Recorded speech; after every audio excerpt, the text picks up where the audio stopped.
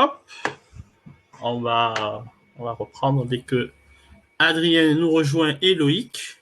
Allô? C'est parfait. Bonjour à tous. Adrien pensait qu'il allait pas, t'allais pas trouver Loïc. Tu vois. Il a trouvé tout seul, tu vois.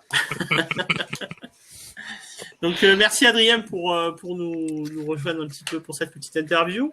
On va faire un peu comme d'habitude. Je pense qu'on va laisser te présenter un petit peu toi, tes occupations, le pourquoi du comment du personnage de C++, et puis on te posera des questions un petit peu au fur et à mesure. Si dans le chat vous avez des questions spécifiques, n'hésitez pas. Passez aussi par le système de Q&A et on prendra vos questions au fur et à mesure. Adrien, c'est à toi. On t'écoute. Yes, merci Joël. Bonsoir à tous. Donc oui, je m'appelle Adrien Guinet. Je travaille dans une boîte qui s'appelle QuarksLab qui fait à l'origine de la sécurité informatique. Dans cette boîte, on a plusieurs projets, dont pas mal de livres C++. Donc je pense que vous avez vu dans la bio, j'ai fait un peu la pub, là. J'en ai profité. Donc on fait des projets C++ comme ça. Et aussi du coup on a des projets où on travaille sur un compilateur Clang LLVM qu'on dérive pour faire de la protection de code. Et on fait aussi d'autres choses, de la crypto et des choses un peu rigolotes comme ça. Donc le scope est assez large, je dirais. Tout de suite, quand tu dis de la protection de code, en quoi il y a besoin d'un compilateur spécial pour faire de la protection de code? Alors, ça dépend de ce qu'on appelle protection de code. De manière plus spécifique, on fait de l'obfuscation de code, c'est-à-dire que, contrairement à ce que beaucoup de gens aiment faire ici, c'est de la performance, donc générer du code rapide. Nous, on génère du code qui est difficile à comprendre. C'est-à-dire que même si tu as l'idée de prendre le modèle attaquant, en fait, on dit que l'attaquant a accès au code et aux données, et que même avec ça, ça va être difficile de retrouver un algo, par exemple, l'algo qui utilisait, je sais pas, des secrets qui sont cachés dedans, etc. Donc, il y a plusieurs façons de faire ça. Une façon de faire, c'est de générer un compilateur obfuscant, c'est-à-dire qu'il prend du code normal et il génère un binaire entre guillemets dégueulasse. Voilà. L'autre façon de faire, par exemple, c'est de faire des packers où tu vas prendre le binaire à la fin, tu vas le chiffrer, ça fait un code qui s'auto-déchiffre. Beaucoup de jeux vidéo qui marchaient comme ça à une époque.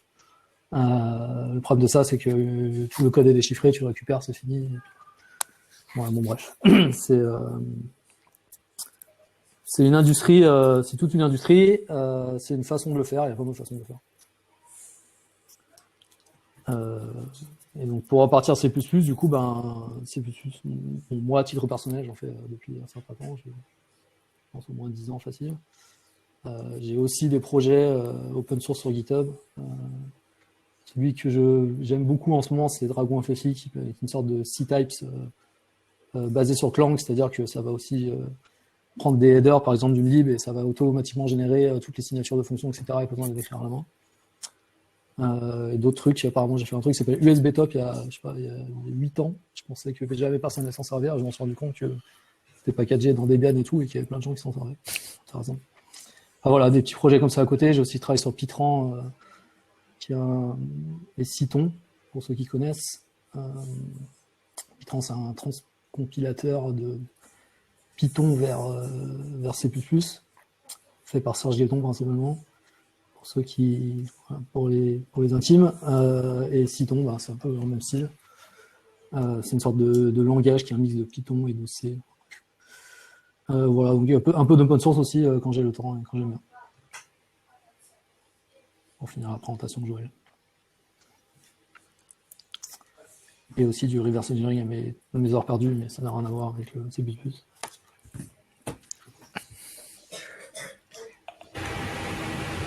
Et donc, du coup, qu'est-ce qui, toi, t'a poussé à aller vers... Là, il y a beaucoup de bruit, je sais pas qu'est-ce qui se passe. Je sais pas ce qui se passait. Je ne sais pas. Bon. Moi, je l'entends, et toi aussi, Loïc, je pense que c'est chez Joël, du coup. Ouais, voilà. Là, j'entends plus. Ouais. Bon. Bravo, Joël. Voilà. Oui, la question que j'avais posée, c'est toi, qu'est-ce qui t'a poussé? Donc, tu fais vraiment des choses qui sont très liées à la génération de code. C'est-à-dire que finalement, C++, c'est pas juste un outil pour obtenir quelque chose. Tu vas aussi, en fait, ton job, c'est le code. J'imagine que c'est plutôt au niveau du code bas niveau plutôt qu'au niveau du front-end. Mais qu'est-ce qui t'a poussé vers ces choses-là, en fait? Comment je suis tombé là-dedans? Ouais. Une question, ça. Je dirais pas par hasard, mais c'est-à-dire que c'est dans la boîte où justement là, il y avait ce projet-là qui commençait quand je suis arrivé. Et j'en avais parlé avec mon boss à l'époque et j'ai dit effectivement ça m'intéresse beaucoup. J'avais fait de la compilation en fait avant à l'école en projet de fin d'études sur un compilateur qui s'appelle Pips. En fait, il y a des gens qui travaillent dessus ici. Et du coup, LLVM c'était intéressant. Sur le projet était intéressant quoi. Donc je me suis dit c'est parti, on y va. Et avec le fameux Serge dont j'ai déjà parlé, on a commencé ce projet-là ensemble à l'époque. Et voilà, ça a commencé comme ça quoi. Et bon, c'est très, enfin, pour ceux qui ont la chance, entre guillemets, de travailler dans Clang LLVM, c'est un projet très, enfin, c'est agréable de travailler dedans, c'est bien, les bases sont solides, quoi. Et donc voilà, c'est une opportunité pas mal, quoi. Donc on a continué et il s'avère qu'il y a des gens le business est là, donc c'est pas un projet qui est mort aussi, donc c'est un projet qui continue de vivre. Donc voilà, donc on continue maintenant, l'équipe grossit, etc. Et ce que tu fais, donc j'imagine donc que tu obfusques du code C++, mais si tu obfusquais du code C ou du code Fortran ou du code, est-ce que ça serait pareil ou est-ce qu'il y a vraiment des spécificités au langage que tu obfusques? Alors il peut y avoir on va dire que 95% de ce que tu veux faire peut être à peu près générique.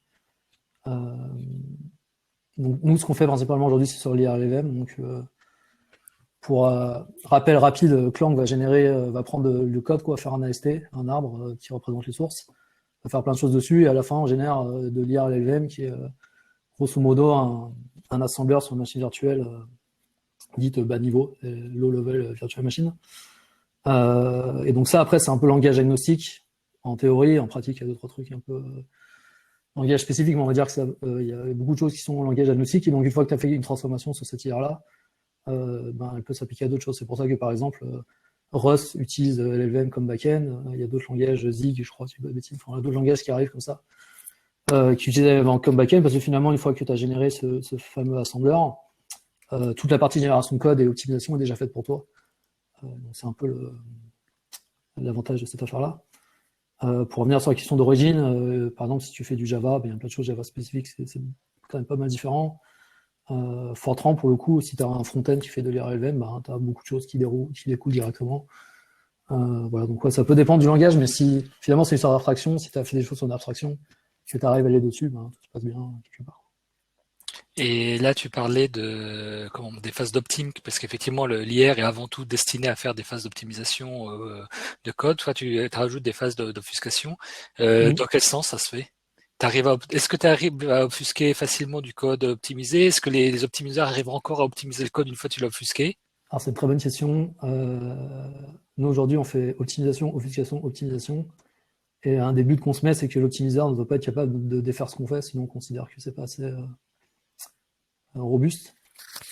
Et effectivement, il y a un peu une course comme ça, c'est-à-dire que des fois l'LVM s'améliore, des choses qu'on fait, donc on doit les améliorer, etc. Ouais, donc ça arrive. Ouais. À chaque fois qu'on passe d'une version majeure d'LVM en plus, il y a des petites histoires comme ça. Ouais. C'est intéressant. C'est intéressant, ça permet de voir aussi comment marchent ces optimiseurs dans les compilateurs. Il y a des choses sur lesquelles on ne penserait pas que ça marche comme ça, et finalement, enfin, voilà, il y a plein de choses intéressantes dans toutes ces phases d'optimisation. Je pense avoir déjà essayé de montrer d'autres trucs au CB de Frog des fois. Ok. Alors, une petite question du chat. Quand est-ce qu'on sait qu'un code est bien offusqué? Tant qu'on l'a pas craqué ou quelle est la métrique La métrique est effectivement plus ou moins le nombre de jours homme que quelqu'un y passe dessus par rapport à s'il était en clair. Ça c'est la bonne métrique. Enfin, c'est une métrique qu'on utilise un peu. Et après, tu peux dire est-ce qu'un outil, par exemple, qui fait de l'émulation symbolique va s'en sortir? Est-ce qu'un outil qui fait des traces va s'en sortir? Est-ce que si tu essaies de prouver des choses avec Z3, ça marche? Il peut y avoir des métriques comme ça un peu plus scientifiques, je dirais. Mais c'est quand même beaucoup beaucoup de l'expérimental, c'est-à-dire que finalement, si le but c'est que quelqu'un essaie de comprendre ce qui se passe, ça reste quand même un humain quelque part derrière qui fait le travail. Donc la question c'est combien de temps de plus passe l'humain à faire ce travail-là.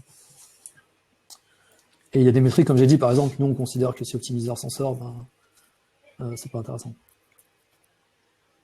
Voilà, après c'est à toi de définir ça. Et une autre question du chat, c'est quel est l'impact d'un copilot offusquant sur la taille du binaire et sa vitesse d'exécution? Non, c'est une question que j'ai en rendez-vous client. Euh... On n'a rien préparé, promis. Ça peut aller de 10% à fois 100, quoi. C'est-à-dire que tu peux empiler des couches sans jamais t'arrêter. Toute la difficulté de cet exercice, c'est de proposer des choses qui exposent pas trop le temps que compile la taille et les perfs, et qui soient aussi robustes. Et ça, c'est tout l'enjeu de l'affaire, hein, comme on a dit, en plus, la mesure de robustesse étant pas super scientifique, tout ça est pas simple. Alors, moi, les premières fois que j'ai entendu parler d'obfuscation, c'était plus pour du code JavaScript que du code C++. Et c'était des techniques à base de on renomme les variables avec des noms à la con et on enlève les retours chariots.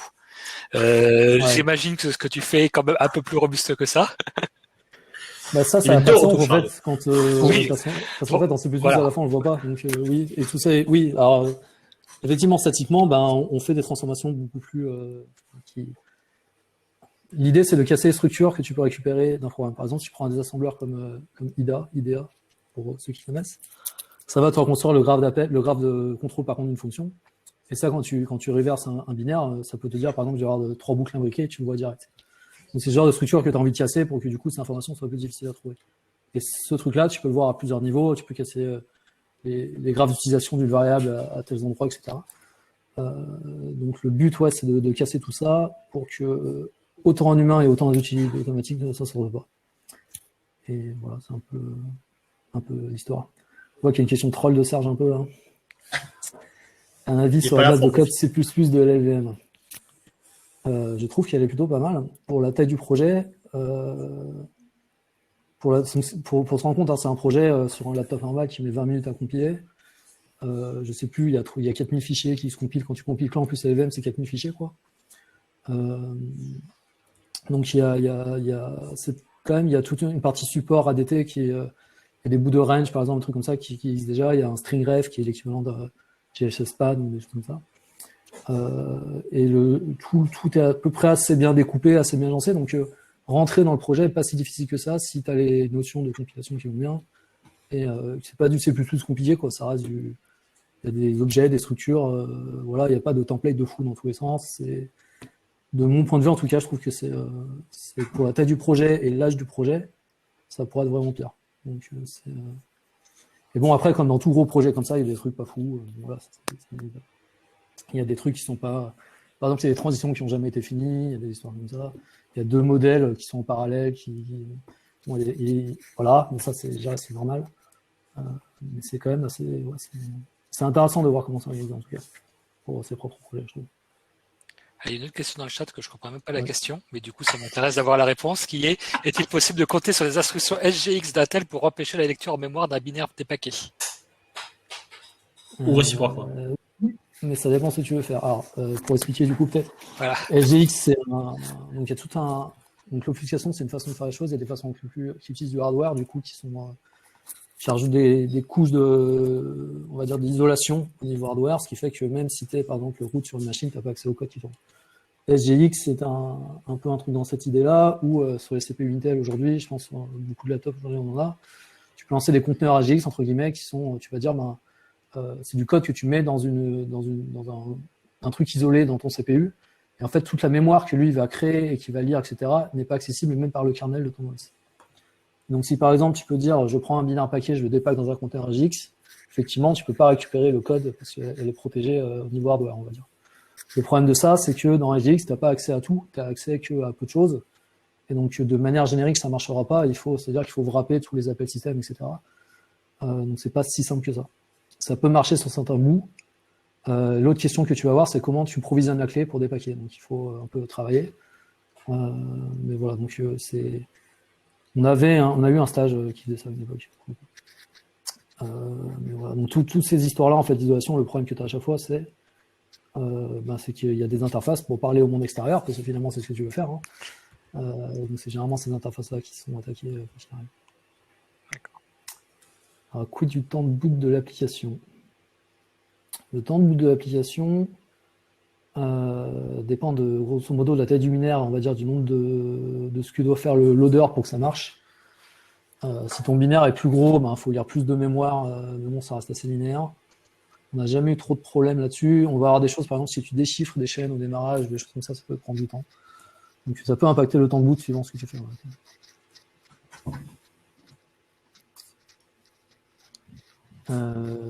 Autre question. Est-ce qu'il y a des manœuvres qu'on peut faire pour sécuriser le binaire en reverse engineering et du coup récupérer des bouts de code source? J'ai pas compris. Est-ce qu'il y a des manœuvres qu'on peut faire pour sécuriser le binaire en reverse engineering? Je sais pas. Je sais pas qui a écrit la question, mais peut-être la clarifier un petit peu. Ouais. Est-ce qu'on peut, alors si c'est la question, c'est est-ce qu'on peut récupérer des bouts de code source? Il y a des choses très intéressantes qui s'appellent des compilateurs aujourd'hui qui font ça, c'est-à-dire que ça fait l'effet inverse d'un compilo, c'est à partir de l'assembleur, c'est de retrouver une sorte d'IR sous forme un peu plus haut niveau et de là régénérer du C. Par exemple, dans le projet que j'ai en tête, il y a Redbeck qui fait ça de Avast. Il y a le décompilateur de X-Ray justement de IdaPro qui fait ça assez bien. Il y a Ghidra, c'est un projet de la NSA qui fait ça aussi. Donc il y a toutes ces choses-là qui apparaissent, qui pour le coup donnent des résultats pas trop mal. Des fois, c'est plus simple de prendre du C++ qui est bien vénère en termes de template, qu'on n'arrive pas à comprendre, de le compiler, de le décompiler, et on voit ce qui se passe. Sinon, ça m'est déjà arrivé. Ouais, non, il y a pas mal de travaux là-dessus, ça avance pas mal. Et ça fait gagner du temps quand on essaie de. Enfin, c'est plus simple de lire quand même du code C décompilé que de l'assembleur de tête. Il y a des gens qui disent que non, mais moi, je pense qu'ils le font. C'est pas longtemps. Gabriel Oli. Il y a encore du bruit, Joël, de ton côté, je pense.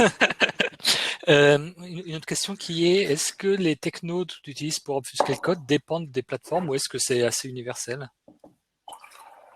Il y a les deux, c'est-à-dire que ce qu'on fait, nous, ce qu'on dit statiquement, c'est-à-dire ce dont j'ai parlé, les transformations de code et tout, c'est à peu près universel.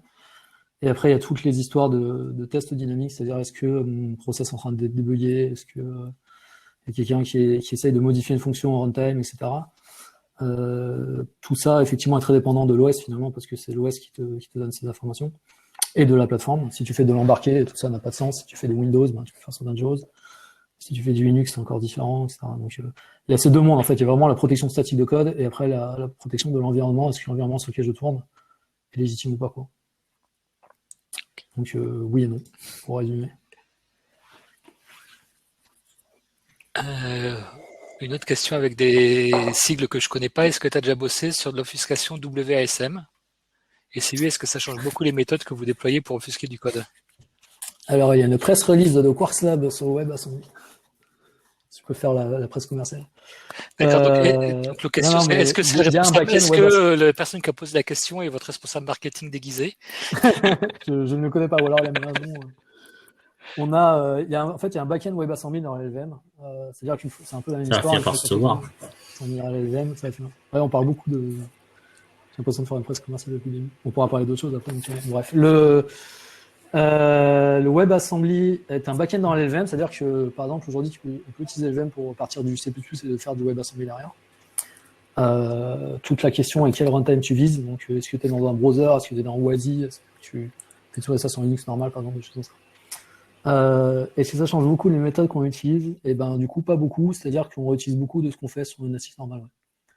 Grâce, du coup, au fait qu'on fait tout sur les LLVM et qu'on a le backend WebAssembly derrière. À noter que c'est pareil pour les optimisations, c'est-à-dire que toutes les optimisations qui sont faites sur l'IR sont à peu près récupérables pour WebAssembly et tous les backends qui existent. Donc c'est ça qui est intéressant. Et imaginons que je développe un produit open source, est-ce que j'ai de l'intérêt à obfusquer le code ou pas du tout? Ou est-ce qu'il y a quand même un intérêt pour des histoires de sécurité runtime ou je sais pas, non? Pas dans le modèle qu'on est, c'est-à-dire que, enfin, je sais pas, il y a peut-être des cas extrêmes, quoi, mais sinon pas tant que ça. Si on parle vraiment de sécurité du binaire contre les exploitations, etc., c'est pas dit, enfin, c'est pas, je pourrais pas te dire que ça va améliorer la sécurité ou pas. Ce qui peut être intéressant pour le coup, c'est que tu vas pouvoir générer à chaque compile un binaire différent. Et donc, par exemple, les gens qui font de l'exploitation, des fois, généralement, ça, ils rebondissent sur une instruction qui existe.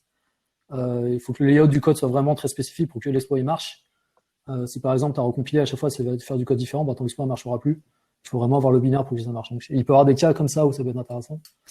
Mais du coup, c'est pas du tout sur la protection de PI que t'es là, de propriété intellectuelle. On est plus sur la sécurité binaire d'exploitation, des choses comme ça. Ça peut effectivement être une façon de faire des choses intéressantes. Après, dans l'industrie aujourd'hui, on fait pas beaucoup ça. Enfin, pas pour ça en tout cas. Une autre question, est-ce que les compilos diffèrent génèrent du code notamment différent? Est-ce qu'on peut reconnaître un assembleur? C'est une bonne question, ça c'est intéressant. Est-ce qu'on peut reconnaître à l'assembleur du GCC ou du Clang? Alors, ça remonte un peu à la question. Ça dépend. Des fois, oui. Enfin, mais ça, c'est vraiment de l'expérience pour le coup. Quand on s'est amusé à copier des choses avec GCC ou Clang, ça change suivant les versions en plus, donc c'est difficile des vérités. Mais je pense que ouais, même on voit sur Goldbot assez rapidement, hein, quand on fait des choses, des fois des tests un peu, on voit bien que ces Clang peuvent avoir des sorties un peu différentes sur certaines choses. Et des fois pour des raisons qui sont pas celles qu'on croit. Ça peut être une optimisation qui se rate, ou vraiment un truc, une analyse qui est perdue quelque part, qui emploie pas malware, etc. Et sur les backends, en fait, sur les optimisations au niveau des instructions générées, parce que l'IA reste à ce niveau. Après, avant les optimisations aussi sur les instructions en tant que telles, c'est-à-dire est-ce que je vais pas remplacer cette une instruction par un truc qui me paraît plus évident. Ça peut être le cas de CMove par exemple, ou des histoires comme ça. Et là, ils font effectivement pas forcément les mêmes choix. Et il y a une expérience qui peut être intéressante à faire, c'est par exemple faire l'histogramme des instructions utilisées pour le même programme quand tu compiles avec GCC et Clang. Tu verras que l'histogramme n'est pas le même ou des choses comme ça. Donc ouais, non, il y a des patterns qui se voient des fois. Ou sur la vectorisation aussi, il y a des choses très différentes entre les deux. Sur la génération de code vectorisé.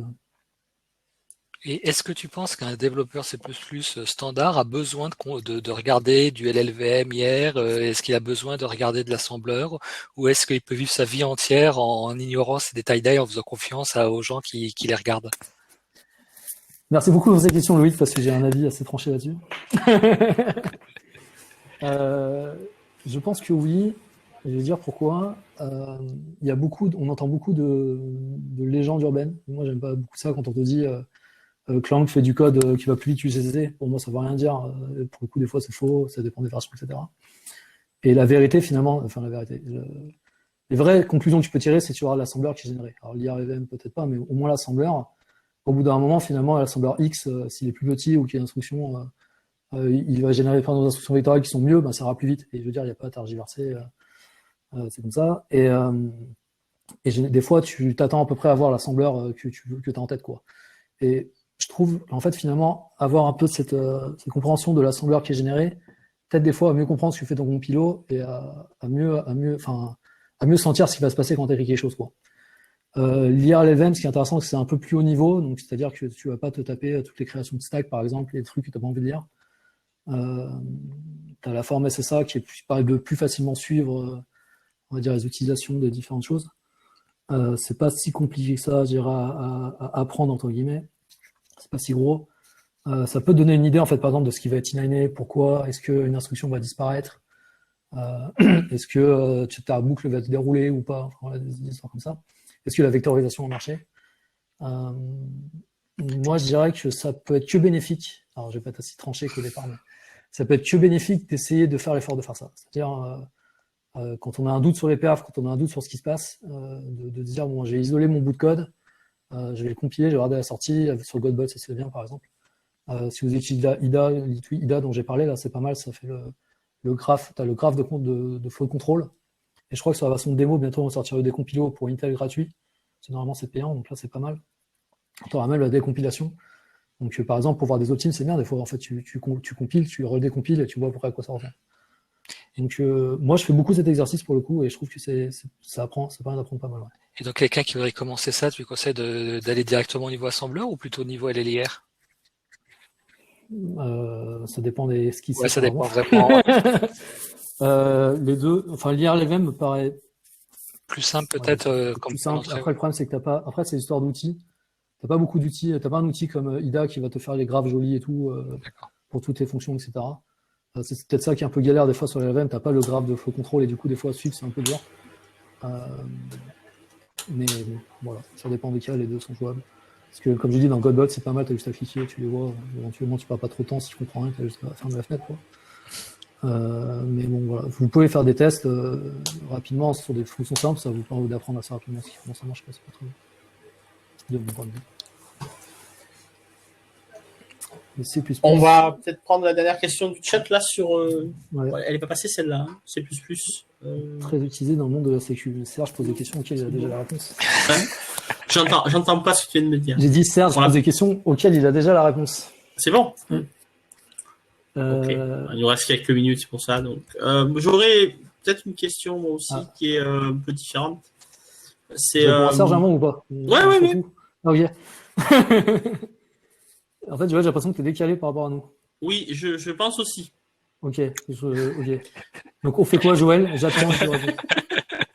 On va mesurer la latence, tu sais. Non, j'ai un bac, j'ai un truc bac là. Donc, je réponds à Serge, on fait ça? Ouais, vas-y, réponds à Serge d'abord. Ok. Ouais. Voilà. Le C++ réussit dans le monde de la sécu, je dirais oui, ça dépend de ce qu'on entend. Il y a beaucoup Rust qui apparaît dans le monde de la sécu, je dirais pour la bonne raison que ça a de bonnes propriétés tu as compile time, tu sois sûr que tu n'aies pas d'erreur mémoire, d'erreur de lifetime par exemple, des choses comme ça. Et ça, les gens de la sécu, ils aiment beaucoup, parce qu'ils savent qu'en C++, ils vont se rater. Donc il y a un gros shift C++ Rust pour le coup en ce moment qui arrive là. Enfin, je trouve. Ça se voit, hein. Par exemple les core utils sont écrits en Rust, il y a des choses comme ça. Et après en termes d'outillage, il y a des gens qui font C++ dans le monde de la sécu pour écrire des outils, genre nous. Il n'y a pas que nous. Mais c'est beaucoup du Python pour le coup aussi. Parce que c'est un bon langage pour faire tester des choses. Et du coup, Joël, j'attends ta question. Qui est un peu. Tu as déjà un peu répondu, mais je vais la formuler autrement. Quel est le. Enfin, qu'est-ce qui t'attire en fait dans ce domaine-là? Qu'est-ce qui t'a fait dire au démarrage la sécu c'est mon trip et j'ai envie de faire ça, ou est-ce que c'est quelque chose auquel tu es arrivé de manière un peu on va dire comme ça entre guillemets quoi. Et d'ailleurs, avant que tu répondes, un complément peut-être à la question qui est, est-ce que ton domaine c'est plus la sécu ou est-ce que c'est plus la compile? Parce que c'est un petit peu le choix entre les deux, et lequel des deux t'attire le plus? Les deux, je dirais, j'aime beaucoup les deux. C'est-à-dire que je faisais la crypto avant pour le fun. Enfin, je m'intéressais à la cryptographie pour le fun. C'est un pendant de la sécu, parce que sécu, c'est large quand même. La compilation, j'en ai fait à l'école, comme je disais, je connaissais pas avant, quand j'ai découvert ça là-bas. Et c'est vrai que là, j'ai eu la chance de tomber sur un projet, on faisait un peu tout ça. Comme je disais, je fais aussi du reverse engineering donc reverser des protections, etc. J'aime bien aussi. Donc tout ça m'intéresse. Et après, pour moi, tout ça, c'est des outils. C'est-à-dire, c'est juste un outil, LLVM, c'est un outil. L'idée, c'est d'utiliser ces outils de manière la plus efficace possible pour faire les choses qui m'intéressent au final. La question d'origine étant, qu'est-ce que je préfère le plus dans tout ça? Qu'est-ce que je fais le plus dans tout ça? On fait beaucoup de compiles, ouais, et on fait aussi beaucoup de sécu. Je dirais, on fait les deux, en fait. C'est un mix des deux, quoi. Il faut arriver à bien comprendre les deux. Ouais. Après, faut pas se mentir, enfin, dans l'équipe, on a des gens qui font beaucoup de compiles, des gens qui font plus de la sécu, voilà, moi, à titre personnel, j'aime beaucoup. Et est-ce que tous les gens qui bossent dans la sécu, dès qu'ils ont un peu de temps libre, de mettre un masque et deviennent des hackers? Non, pas du tout. Non, pas du tout. Des gens normaux comme tout le monde. Ils ont une famille. Une capuche, en fait. Voilà, ça c'est un mythe. Mais c'est marrant. C'est un mythe hollywoodien, on va dire. Une autre question qui est peut-être un petit peu technique, c'est dans le monde LLVM, j'ai l'impression qu'il y a eu pas mal de l'accent qui a été mis ces dernières années sur MLIR. Donc l'idée d'avoir des couches d'IR précédent et l'LVMIR et qui puissent être customisées à plus haut niveau. Est-ce que c'est des choses que vous regardez? Est-ce que ça vous semble intéressant comme démarche? Alors, il y a toujours eu ça, en fait. C'est-à-dire que dans un compilo, il n'y a pas que 3 représentants intermédiaires, on a 7 ou 8 qui s'enchaînent.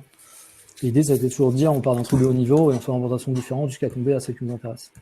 Dans Swift, par exemple, ils ont un truc qui s'appelle le SIL, si je sais plus comment ça s'appelle, voilà. Des représentations de Swift à haut niveau, mais qui est proche de Swift et qui après descend sur l'IR. Et en fait, l'idée de la MLIR, c'est juste de généraliser ça. De dire, en fait, on a un framework pour faire des IR qui nous permet de faire du lowering comme ça. Et donc ça a apparu après l'IR de Swift, etc. Mais si par exemple ça a été existé avant l'IR de Swift, ça aurait été basé sur MLIR. Mais Melia, il faut vraiment le voir comme un framework pour faire des IR et qui permet de faire ça plus facilement que chaque fois tout réécrire à un coup. Réécrire le parseur, réécrire le truc génère du texte, réécrire etc. En tout cas, dans ma compréhension, j'ai ce contrôle de ça d'autres gens peut-être qui savent mieux que moi et si c'est des bêtises, n'hésitez pas à me corriger. Et donc, par exemple, un truc qui serait intéressant, c'est d'avoir le Clang IL, qui est en version C++ plus haut niveau, où tu auras encore des constructions, où tu verras encore rester des vecteurs et des choses comme ça. Et par exemple, tu pourras faire une utilisation qui dit, si j'ai oublié de faire un reserve, je pourrais le détecter et injecter le reserve ou des choses comme ça, qui arrive un peu en Swift, si je dis pas de bêtises. Et donc, je conseille la présentation de Chris Latner et quelqu'un d'autre dont j'ai oublié le nom, mais je suis désolé. Il y a une keynote un développeur meeting LLVM où il explique tout ça, c'est vraiment la présentation de Melia. Si vous êtes intéressé, ouais. Et donc nous, est-ce qu'on utilise ça? Aujourd'hui, non. Non, ça ne l'interdit pas. Voilà. Ok. Ça va être bon, je pense. Je pense aussi. Voilà. Encore merci, Adrien, Merci pour s'être prêté à ce grill de Adrien. Voilà. Yes. Et je pense que voilà, tout le monde te remercie pour tes réponses. C'est super intéressant. Merci. Voilà. Et on va repartir et puis on va faire une petite pause et on va repartir dans 5-10 minutes max pour le deuxième talk avec Jérémy. Donc on se retrouve tous à table. À tout de suite. Merci encore à vous. À tout de suite.